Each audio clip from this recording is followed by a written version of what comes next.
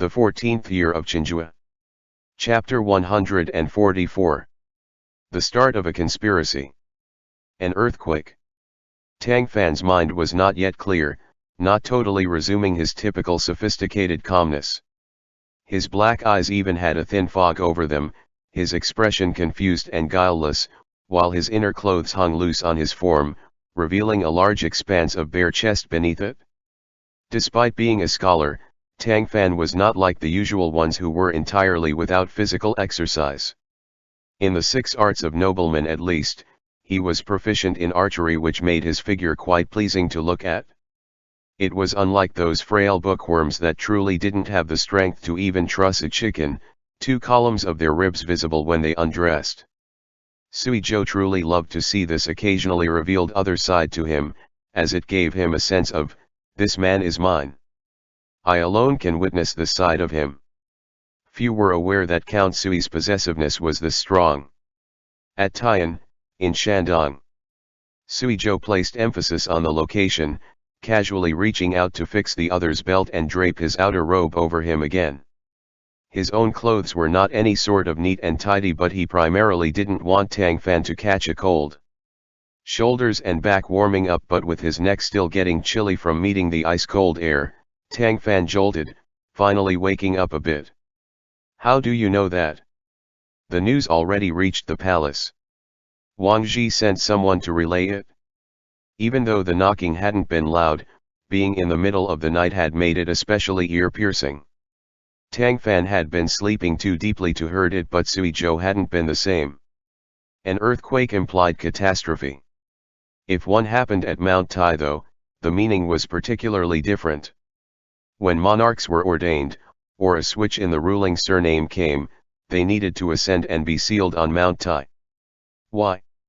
The East had been an area of good omens since ancient times. Mount Tai was not only located in the East but was also viewed as a place where gods descended to and spirits congregated together. When one's shoes tread on Tai, then they would be secure, hence was why the ancients named it Mount Tai, for safety. In the prior Qin and Han dynasties, monarchs had already repeatedly been visiting Mount Tai for Fengshan. After the founding emperor of Qin, this convention had been passed down, all succeeding monarchs going to the mountain for Fengshan and showing pride. Unlike the various versions of conjecture that might appear following a comet over the North Cup, if anything occurred at Mount Tai, everyone would only think one thing: the heavens were giving the emperor a scolding. Had the emperor done something wrong? It could be many somethings. Even if he hadn't, officials would always be happy to make connection to it in order to pick out his shortcomings and admonish him for them, or any inadvisable large-scale projects, or demands for diligence in government, and so on, to say nothing of the major event set up before the eyes. He wanted to depose the crowned prince. See. Right as he had gotten the idea to depose him, Mount Tai had quaked on his heel. If that wasn't a warning from the heavens, then what was? Were he to insist upon acting on his own, there would then likely be more than a mere earthquake. Tang Fan naturally didn't believe that the crowned prince's deposition was related to the earthquake like how general commoners did, but he had no doubt that after the emperor learned of this, his originally resolute notion would be shaken. And that was a once-in-1,000 years chance. Had it not been for Wang Zhi sending someone to spread the news, Tang Fan and the rest would have only found out when they went to the cabinet the next day, at the earliest. It would have been very easy to miss this critical opportunity. Without another word, Tang Fan got up to get dressed, preparing for an overnight visit to Lujian and Supu, after which they would each send a memorial. The contents would be a total exaggeration of the catastrophe, more dreadful than it was, as it was best to scare the emperor off from his intent to depose the crowned prince. It was unknown when it had started, but there was an indescribable affinity between the two. Almost as soon as Tang Fan moved, Sui Zhou already knew what he wanted to do. I'll see you off. All right, Tang Fan didn't refuse, but thinking about it, he then said, you're of sensitive status and always have His Majesty's confidence. This is a matter for civil officials, you shouldn't get mixed up in it. I understand. If you unluckily anger His Majesty, I'll still have to go intercede for you. How could I get mixed up? Sui Zhou coldly joked in a deadpan. Tang Fan didn't know how to react. Can't you say anything nice? The day after, when most people were just learning that the emperor had openly brought up his plan to depose the crowned prince and had already sought out the cabinet for this, they also heard of Mount Tai's earthquake. Court and society both immediately went into tumult, but before they could create a response, Lu Jian, Su Pu and Tang Fan's memorials were separately passed upwards. Within them, they made a connection to the earthquake and the emperor wanting to depose the crown prince, their wording harshly admonishing of him, basically saying, the crowned prince is the heir that you yourself set and he has offered sacrifice at the temple of heaven on your behalf, gaining heaven's acknowledgement.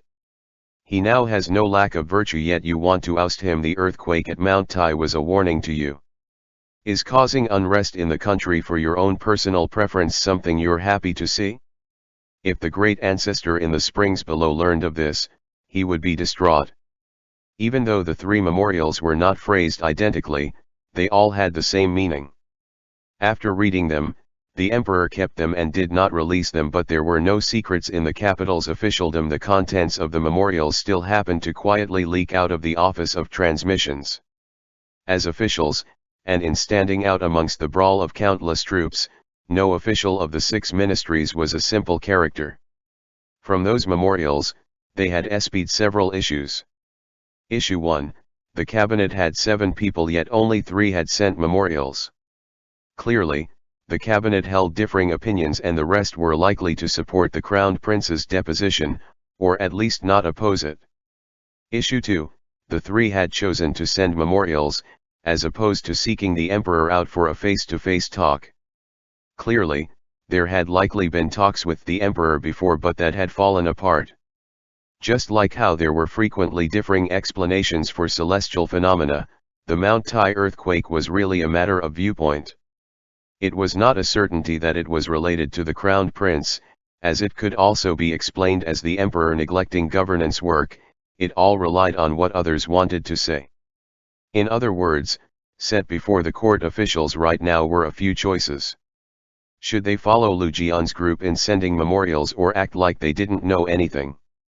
If they did send memorials, which side should they support? Linking the earthquake to the deposition would undoubtedly be standing on the opposite side of the Yuan group. What if His Majesty ended up stubbornly acting as he saw fit and deposed the crowned prince anyways? Those that sent memorials now would all have offended the new crowned prince later on. No one could predict the future's direction. Similar to those people that stayed in the Imperial Observatory all their lives and dealt with the stars every day, they could never, to the end of their lives, say that they had peep into the machinations of the universe. Perhaps, they could not even see into their own destinies. However, the will of fate would not cease going forwards just because of personal unease, even if the regent's will could not be changed.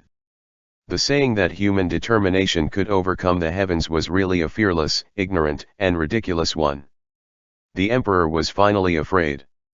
He looked at the 3 memorials set before him. The decision he had managed to come to had been completely destroyed by an earthquake. No matter how Wan An's group attempted to change his mind, it was useless. He was capable of thinking for himself. He was not a puppet nor an idiot. The earthquake was like a warning bell that had shaken him awake all at once. He had no idea that the reason Wan An's group strove hard to support the Prince of Xing as the crown prince was for purely selfish reasons, but all this time, him wanting to depose the crown prince was neither for the Wan group, nor because he hated the prince, though that was one of the reasons. The true reason was that he didn't want to let consort Wan down. The loss of her son back in the day had greatly break their hearts, and following that, she bore no other children. This nation's inheritance would not end up shouldered by a son from both of them. Since Lady Wan preferred the Prince of Xing, hated the crowned prince, and hoped that the Prince of Xing could inherit the throne, the emperor had been willing to grant her wish.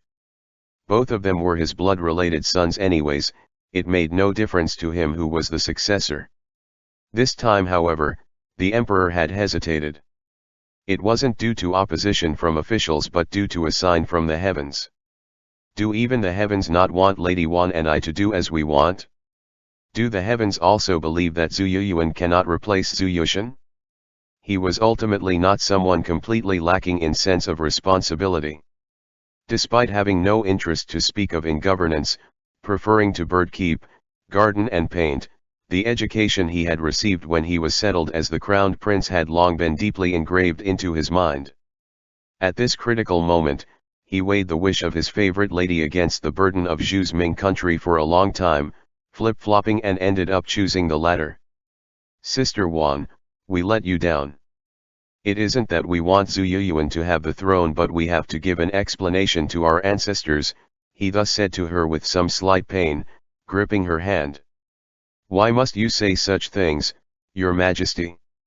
It was my poor luck.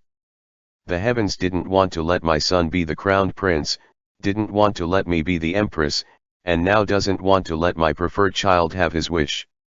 I'm afraid that in this life of mine, such luck won't happen, she similarly lamented. Although her temper was violent, she was not one to lose it blindly. Had she been, she would not have been able to give the emperor endless warmth and comfort in his childhood. Hearing her speak, the emperor felt even more pangs of guilt. He sincerely cherished this woman. He had gained and lost many things in his life, but even if he would lose his throne, he would refuse to lose her. And yet, he indeed still sat on the Zhu throne, his nature stopping him from not caring about the opposing voices, then willfully doing something crazy. That isn't true. If you have no good luck, then we will impart luck to you. Once our time is up, we will draft a decree to have them revere you as Empress Dowager. We know you dislike the crowned prince, but he is a filial child that will never defy our will. He will treat you well on our behalf, attending to you so that you can enjoy the rest of your life. Lady Wan couldn't help but be touched. This man, who was a full 19 years her junior, really was enough for her. She had once impudently fought with him over his harem's increasing amount of concubines and offspring, even putting those women and children to death by poison, and he had clearly known of it, yet had turned a blind eye. At times, she would wonder if it was heaven's retribution for taking so many lives that it had bound her to bearing no sons, nor ever being the empress. But at other times, a feeling of unhappiness would arise in her heart. For what reason did I expend all my effort in raising you since your youth? When you were in dire straits, even your mother was too afraid to visit you. Were it not for me, you would have died deep in the palace without anyone knowing it, yet at the end of it all, you never made me the empress because of your mother's refusal. Those contradicting thoughts had always made her feelings towards the emperor a mix of love and hate. Whether she hated him more or loved him more was hard to say. As you've come to a decision, there is no need for more to be said, Your Majesty. This is just not my bit of fortune to have. She held his hand in hers, patting its back and giving him a comforting smile. But there is another thing. He felt so guilty, that he longed to offer up all of the very best things in the world to her. At that, he answered, Tell me. The palace of esteemed realness and longevity is about to finish construction. When you wanted to leave the palace for worship yourself, those officials nagged and wouldn't let you. It would be better for the crowned prince to go in your stead, wouldn't it? That way, they can't say anything. Your health is poor. I want him to pray for blessings in your stead. The emperor was a bit moved. Sister Wan, only you would think of me like this. She pursed her lips into a smile, hands slowly stroking his hair. You're the one I brought up single-handedly. Of course, I would think of you. At about the same time that emperor and consort were speaking, the inside of the Wan estate was a whole different scene. With a sharp bang, a cup was swept to the floor, its fragments spraying out in all directions. One or two landed right upon the legs of the nearby maidservant. Thankfully the pieces were too small, and clothes were acting as a barrier, they did not cause her any sort of harm. Even so, she still showed a look of fear, even her breath subconsciously quieting out of fear of angering her master. Wan Tong was so angry, his whole body was shaking. How does this make sense? Ridiculous. Why was there an earthquake? The reason aside, is every single natural disaster have to be about deposing the crowned prince? It was inevitable that this would anger him. Every single thing had been prepared for, with even the emperor's edict being drafted, yet this had happened all of a sudden. The emperor had purportedly ordered the Office of Transmissions to recall the edict the night before and hadn't brought up the deposition again. Wanan, Penghua and Yinji looked at each other, all sighing on the inside. Natural disasters happened yearly, but the emperor wanted to depose the crowned prince on his toes only for an earthquake to happen on his heel, which was indeed relatively uncommon. Moreover, the earthquake's location had been Mount Tai, which was the center of the issue. Had the quake been anywhere else, no matter what frippery Lu Jian's group did, the emperor wouldn't have changed his mind. It was too late to say anything now. With the emperor's indecisive personality, once he had shrunken back into his shell, it would be hard to get him to set his mind on it again. Everything they had done before had been for naught. Wan Tong was getting angry here, but Wan An's experience in the cabinet today had been worse. Ignoring how Lu Jian, Su Pu and Tang Fan had beamed and chatted amongst themselves, even Lu Ji, who had previously come to an agreement with him in private, was ignoring him. They clearly needed to discuss proper business matters face to face, yet Lu Ji had found an excuse to avoid him, even having his official documents sent over through a deputy minister. Ever since becoming head of the cabinet, Wanan had never come across such a thing, his nose having gone askew out of anger. But what could be done? Truthfully, Wanan was terrified. Just how stubborn was the crowned prince's destiny? He had suffered heavily in his early childhood, yet hadn't passed early on like Crowned Prince Daogong, growing peacefully to adulthood. They had even brought up the star phenomena and he had still managed to escape it. Was the Crown Prince genuinely destined to be the true emperor? Who were they to defy the heavens, then? These fears were buried deep within Wanan. He had never spoken of them to anyone. He felt that Penghua and Yinji were probably thinking the same way he was, but no one dared to say so.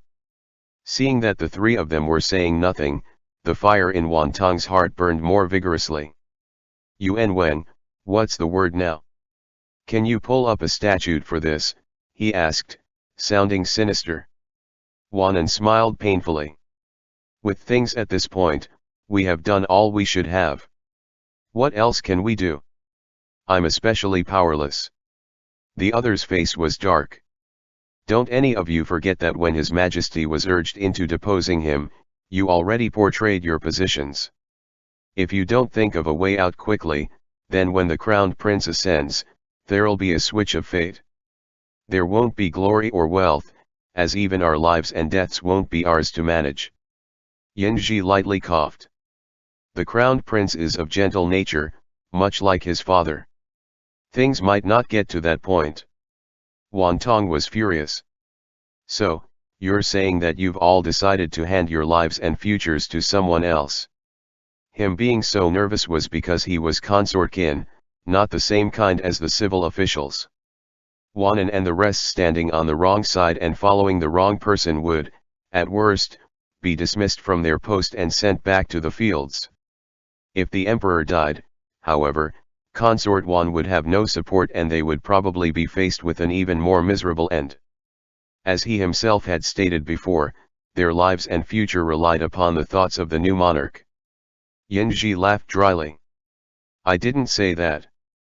Don't forget that your son is still locked up in the imperial prison, Wan Tong said with a huff.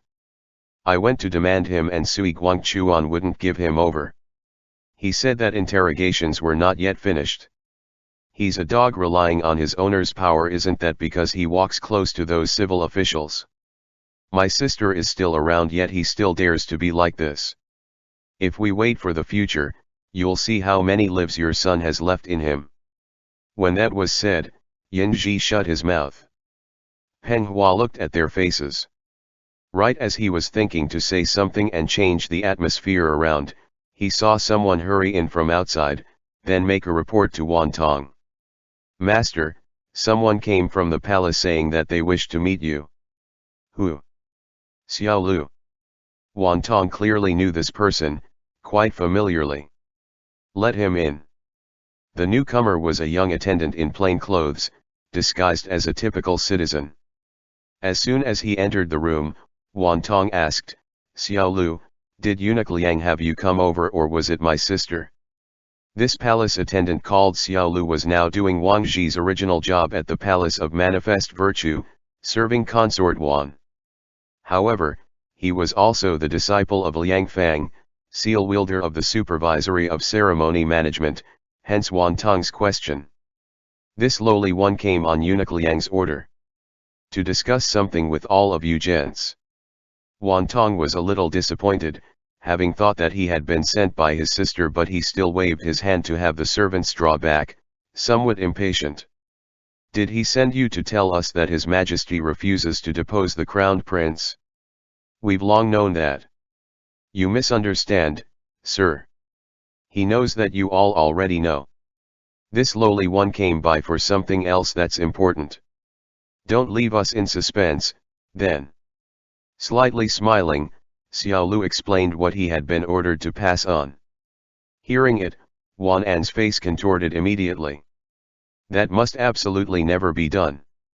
Wan Tong had still been considering it, displeased at Wan An's statement. What can't be done? I think that's a really great idea.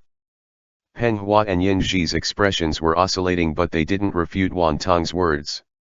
Wan An's tone had even changed. Are you all insane?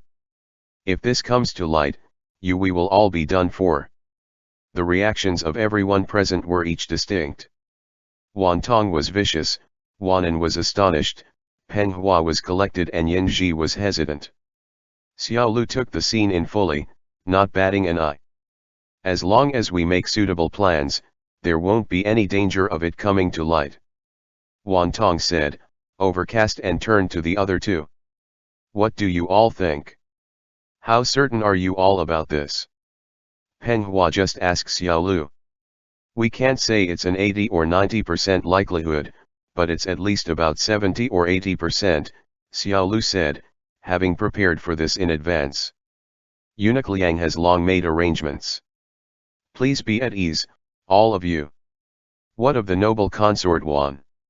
Is she aware of this? Yin Zhi asked. Xiao Lu smiled. Yes. A month ago, she proposed this plan to eunuch Liang. No one understands His Majesty better than she does. She said that he's never had an unwavering personality. All of you using the celestial phenomena to persuade him was very likely to end up failing at the very end. At the time, she and eunuch Liang hadn't set their minds to this. For that reason, they hadn't let all of you know, but now that the boat has sailed, we have no choice. Wan Tong smacked the table. Great. You're right. This matter is already a strung arrow, there's no other way but to have it released. If anyone draws back at a time like this. He scanned the others, then said viciously, then they will be an enemy of me, and an enemy of my sister. Wan An's lips moved, but in the end, no sound came out. End chapter. The 14th year of Chenghua. Chapter 145. Runny Nose. The emperor no longer brought up the crowned prince's deposition. Apart from those opportunists that had wanted to use this to snatch wealth, everyone else sighed in relief. The crowned prince had been established at the East Palace when he was 5 years old, and it had now been over a full 10 years. He had received all the education that a crowned prince ought to receive, knew everything that a crowned prince should and should not do, was humble and courteous, never used his power to harass others, highly respected his teachers, and was magnanimous to his subjects. In many people's minds and eyes, he was the most ideal future monarch of great wisdom. He might not be as great of a strategist as the great ancestor, nor did he have the ambition to expand the borders, but that was no issue. The empire, at its current development, had long had a perfected and matured system, from the cabinet ministers to all local officials. It was disrespectful to say, but even if the emperor issued no orders, the great Ming would be able to operate the same as ever, and therefore, the best role the emperor could have was to do absolutely nothing. The ancients once said, the sacred Son of Heaven should rule with effortlessness. Those were wise words. Before, when the emperor insisted upon deposing the crowned prince, not many people had said so, but they had clearly not approved of this on the inside.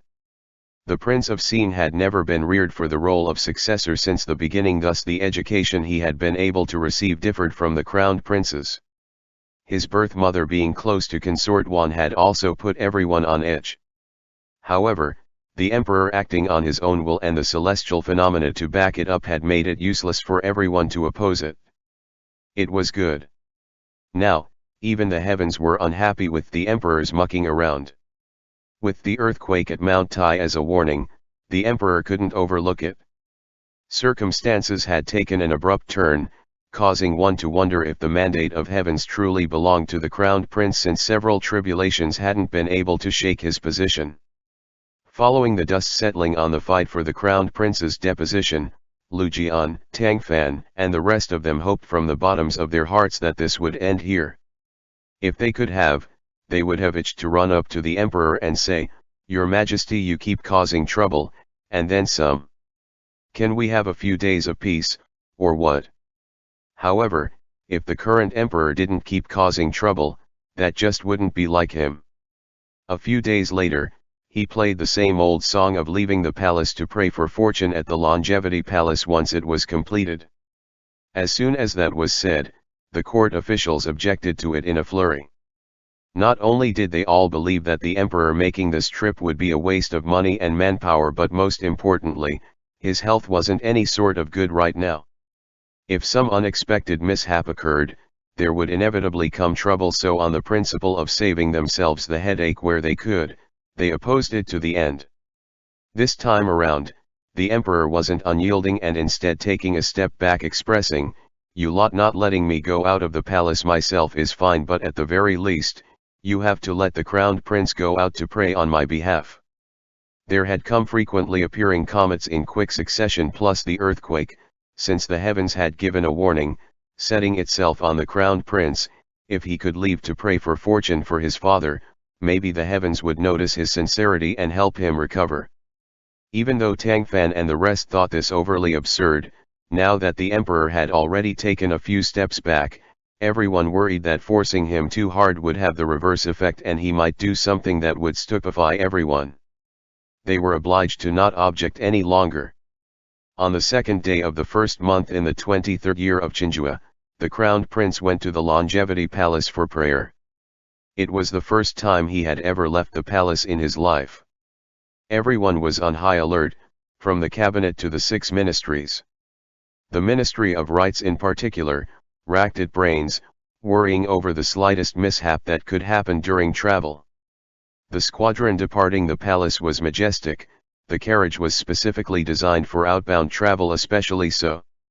It was big and spacious, the crowned prince being able to sit in it went without saying.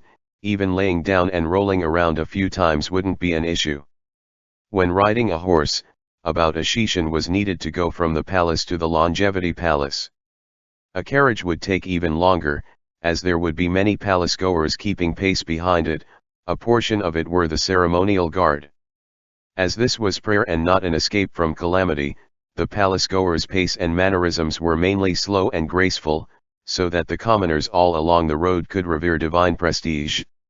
Out of consideration for that, the carriage needed to be as spacious and comfortable as it could be, so that the crowned prince wouldn't be exhausted from making a nearly 4 shishan-long two-way trips. Tang Fan's group, meanwhile, was considering even more things. They were on alert towards the Wan group's sudden compromising silence. Upon learning that the crowned prince was going out to pray, many were liable to think by association that the Wan group, who were backed into a corner, might use this opportunity to assassinate the prince. In reality, that was impossible, because the very second the prince got off the carriage, he would be escorted by layers of imperial bodyguards, who were prepared to give their lives to protect him, anytime, anywhere. Sui Zhou and Wang Zhi were already regarded as martial experts of the present world, but even they would find the formidable task of assassinating the prince impossible to accomplish. It was much more likely that before their weapons could come to the prince, all of their energy would be used up on the successive waves of guards, after which they would die of overexertion. Following the Ming Dynasty, no emperor or successor had died by assassination precisely because it was much too difficult. Likewise, if someone wanted to assassinate, that would doubtlessly be an exceptionally stupid action. However, just because the path of assassination was bound to be impossible to actualize didn't mean that there were no other methods. Since the construction of the Longevity Palace had been done by the Wang group from start to end, Tang Fan and the rest feared that they would use the time the crowned prince entered the monastery to secretly perform some trickery. Their hearts were in their throats. Wang Zhi even brought up keeping the prince company the instant he entered the temple, which the emperor later agreed to. Having Wang Zhi's protection, there would naturally be no danger to the prince, but there might still be some subtle loopholes therein. For example, according to established processes, there was nearly a shishan in the midst of this where the prince would be required to remain alone inside a repose room, praying to the heavens for the emperor's health and realm's peace. This process could not have anyone else's interference. Even Wang Zhi and the other major officials could only wait outside the room. For that shishan, no one would know what was happening inside. Lu Jian and them really wanted to exclude that step, asking for the prince to pay respects and burn incense under everyone's watch, then return straight to the palace. However, the emperor felt that he had stepped back too much already and stubbornly refused to cut back the procedures. As his son, the crowned prince couldn't object, instead taking it upon himself to send a memorial expressing that he was willing to go pray for fortune for his father. It was deadlocked for a very long time. Everyone conceded a step by changing the one shishan to a stick of incense's time, which was all the prince needed to stay in the repose room. Also, before the crowned prince entered the temple, the Jinyue would investigate the temple inside and out to ensure that no one suspicious was stalking about or hidden within. Thus, with all this preparation to go to war, they managed to arrive at the day, on the second day of the first month. Because the prince was going to pray and sacrifice to the gods for his father, all officials of third rank and above were to accompany him, Tang Fan included. However, the officials were separated from the crowned prince's carriage by a long procession of palace-goers, and the two sides would only be meeting up until they reached the temple and the ceremony was officially underway. All along the road, many citizens heard that the crowned prince was coming himself, and specially came out to kowtow in respect. The imperial guards had constructed a human wall to separate them from the road so that they could only observe from afar, yet the citizens were still awed by this majestic ceremony. Infected by the ambience, they had to shout, "Long live the emperor and long live the crowned prince," while tears filled their eyes out of excitement, and they found it hard to control themselves. It was an exceptionally lively scene. This was doubtlessly a scene any monarch would be happy to enjoy. Human nature innately held an inclination towards power, obeisance, and adoration, which was why the dragon throne had been fought over since ancient times. What a shame it was that Chenghua hadn't made this trip under the officials' opposition. Had he witnessed such a scene, he likely would have wanted to come here once every month from now on. The crowned prince's performance was quite satisfactory through the whole process. Had he been a typical teenager, he likely wouldn't have been able to resist poking his head out of the carriage to see the crowd at this point. He ultimately wasn't an ordinary young lad, saddled with the future fate of the entire country, and having experienced such a difficult, rough early childhood, that it had made him exceptionally collected. His manners were not the slightest bit lacking, his diction was never inappropriate, and compared to the present Son of Heaven's unreliability, he immediately evoked a type of hope for the nation's future in people. Unlike the pleasant surprise of officials that normally didn't interact with the crowned prince much, Lu Jian, Tang Fan and the rest of them all had their hearts aloft through the whole process, fearing that some unpredictable mishap would happen. Contrary to nearly everyone's expectations, the worship procedure went along pretty smooth, No chaotic situation that everyone had imagined coming up. The sole incident was that when the crowned prince was leaving, it began to lightly rain in patters, drenching everyone's clothes. Added on with the cold weather, the feeling of it was difficult to describe, and many officials fell ill after coming home, Tang Fan included. He was forced to take leave to be at home, stared at by Suizhou as he drank medicine every day, his suffering therein not for words to describe, or for others to know of. I've gotten better really and don't need to take any medicine. Look at my complexion, isn't it a lot different from the past few days, he said, face full of bitterness, wrapped in a thick fur coat that was forced onto him by Suizhou. Few people had the ability to combine expressions of difficulty, pain, grieving, pleading and innocence all into one, yet he had done so. Unfortunately, the one he was speaking to remained unmoved. I can feed it to you. Feed it to him, how? Not with a spoon, of course. Master Tang's face was dyed red. This play had been put on countless times every day, ending repeatedly with Tang Fan's defeat. However, he couldn't be blamed, the medicine truly was bitter. If Suizhou had to drink it, he would probably refuse to as well, but the man was physically sturdy. He had also been drenched, yet he was just fine, not sick at all. In contrast, the civil officials were a little worse for wear, the cabinet members especially so. Apart from Tang Fan, almost all of them were over 40 and now, excluding vice head of the cabinet Lu Ji and Su Pu, who still resolutely guarded the cabinet and handled business, everyone else had been laid low by the rain. Not even head of the cabinet Wanan was an exception, who was supposedly bedridden and couldn't even rise up. Tang Fan was doing fairly well.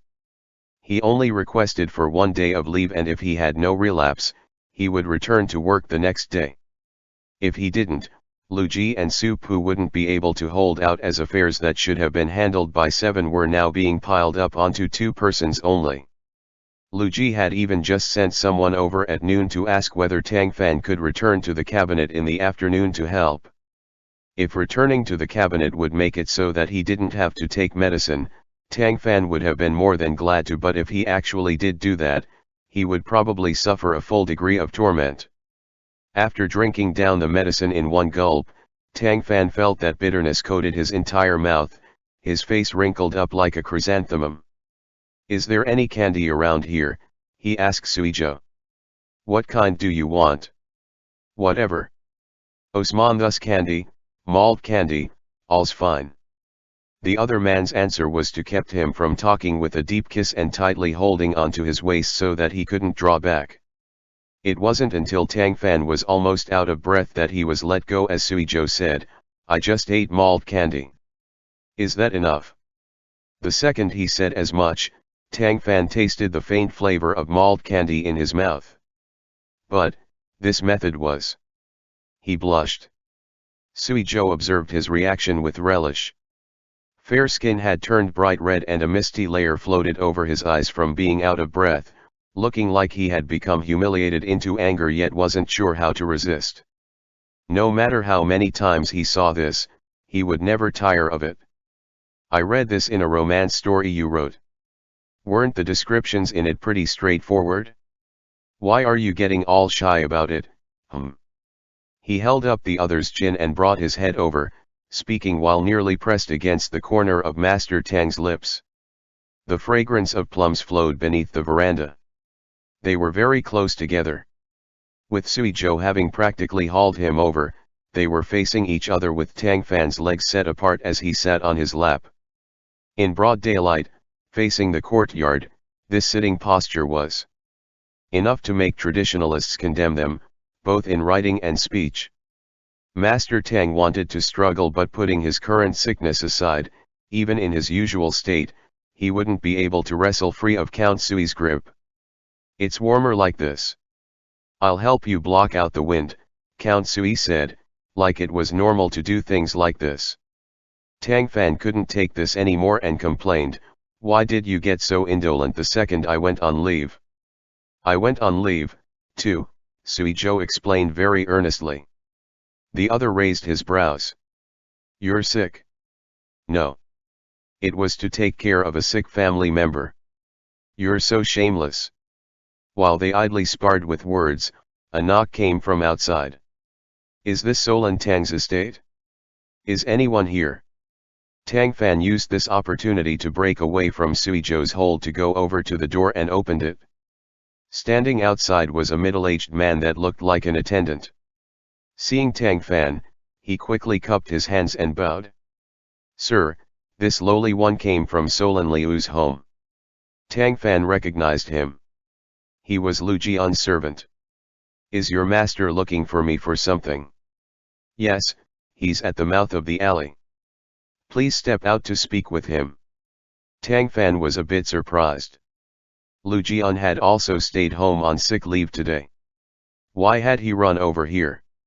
Once he explained to Suizhou, he followed the man out and sure enough, he saw Lu Jian wrapped in a thick fur coat as he stood on the corner, stomping his feet and rubbing his hands to keep warm. It didn't look like he was sick at all. Master Huayan. Tang Fan greeted as he walked over.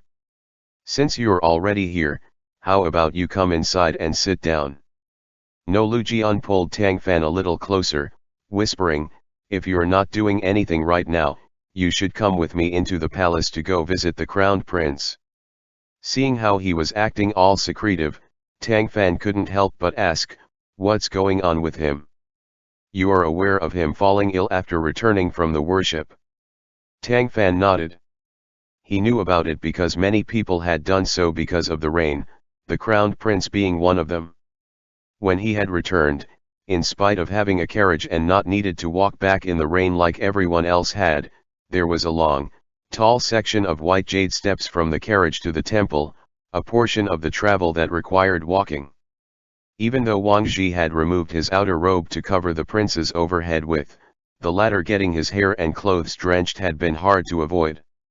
After returning to the palace, he, like many others, had caught wind chill.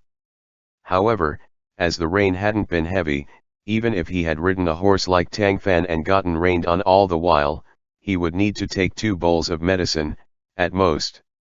Many had taken their outer robes off to cover their heads, as well. In general, even if they fell ill, the illness wouldn't be that great. And this time around, no one could blame the Wan group. No matter how much they wanted the crowned prince to be deposed, it would have been impossible for them to have predicted the rain.